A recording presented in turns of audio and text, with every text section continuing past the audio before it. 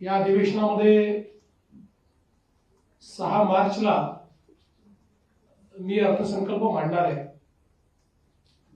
खरं म्हणजे माननीय अजितदादा पवार यांनी या अर्थसंकल्पाकरता प्रचंड तयारी केली होती आणि एक चांगला अर्थसंकल्प देण्याचा त्यांचा मानस होता। दुर्दैवाने हा अर्थसंकल्प मांडण्याची वेळ ही माझ्यावर आलेली आहे। एक अर्थमंत्री म्हणून अजितदादांना जे मी जवळून बघितलं, कुठल्याही मुख्यमंत्र्यांना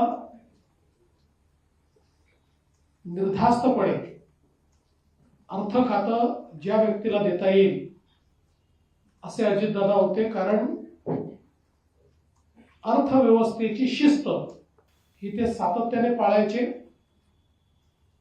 कधीही बेशिस्त कारभार ते चालवून घेत नव्हते आणि म्हणून आम्हाला खरं म्हणजे अर्थमंत्री म्हणून ते असल्यामुळे ही माहिती होतं की कुठे जर आम्ही अधिक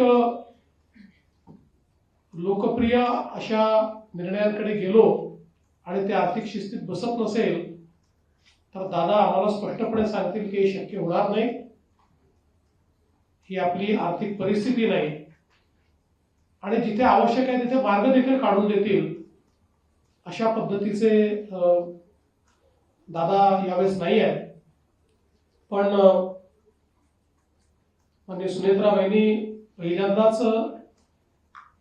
या अधिवेशनाला सामोरं जात आहेत। राज्यसभेचा त्यांचा अनुभव आहे, विधानसभेत पहिल्यांदाच विधानमंडळात ते येत आहेत।